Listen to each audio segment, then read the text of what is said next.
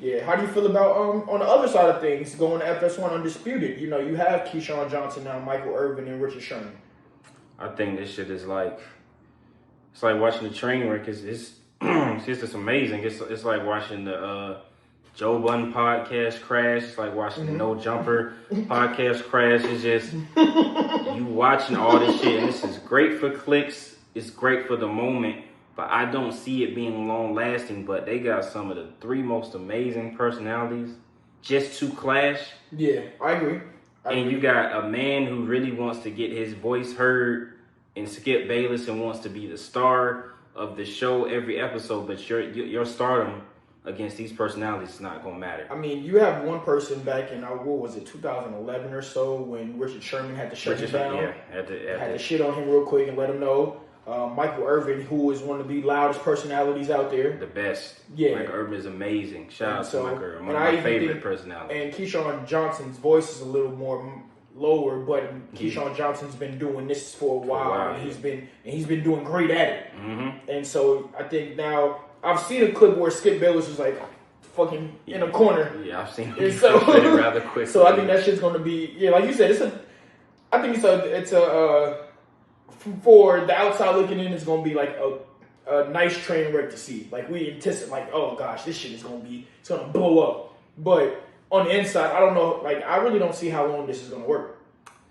Yeah, I think they don't have the same team and structure, and like they don't make as much money, so that budget is not like ESPN, to where they got all these different ways to attack this. I feel like they gave Skip so much power and control over that. This was his idea to kind of strike back, because ESPN had been dominating. Mm-hmm. And when you lose a star like Shannon Sharpe, you got to come back with something strong. You know what I'm saying? So, but you putting 4 people on a panel every day to talk about one topic. And see, that's what I was going to say. I feel like that's where, like you said, the plateau with Shannon, and I just believe, because like you said, it regurgitated the same things.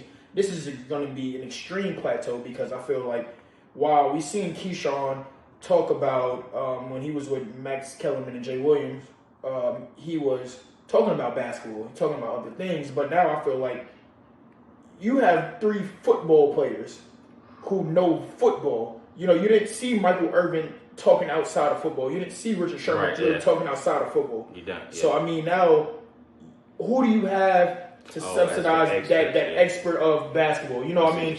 I got Shannon Sharpe was a football guy, and Skip Bayless can talk more than that, but, you know, that kind of, Shannon Sharpe was able to dibble and dab in, you know, different realm, but these are football people, and is that all Undisputed is going to be straight football? Because now that means now you have to bring somebody else in on a different day to say, hey, let's talk about basketball. Hey, let's talk about baseball, because baseball is still a huge sport. People are still talking about it. Soccer has been, ever since Messi came over, soccer has been, here at least the U.S. soccer, the MLS, has been going bigger. So who else is going to be able to take that off and start speaking about that? Yeah, because now at that point, like you said, if you just bring in other people, now you're modeling ESPN, and I don't know if that's the recipe for success, because I mean they already got a head start. I mean, and they got them superstars coming in on that show. Yeah, and nobody going to FS1 to promote their new upcoming fight. Correct. Fuck out of here, dog. Yeah, I'm gonna talk to Stephen A. Smith and Molly and them. Yeah, you know what I mean? Facts. So I mean, I can't wait to see how it worked though. The first 2 episodes have been only clips though. I ain't watched no. I didn't watch the whole thing, but that shit was. I've already seen Michael lose his temper. I already seen Keyshawn Smith lose his temper when Johnson. Keyshawn Johnson. My bad. Richard Sherman said something and Skip just over there looking stupid, waiting for it all to die down, because his personality's not that. Yeah. You know what I mean? Dramatic or big. So. And as much as he tries to make it, it's not. It's not. You can keep up with Shannon when it's one person doing all that extra. You can let him just kind of ride, but when there's 3 people going and screaming, and you're also talking about former athletes who are already going to be a little bit biased because they feel like, bro, how you gonna tell me I played this shit? You can't tell me nothing about this. Yeah.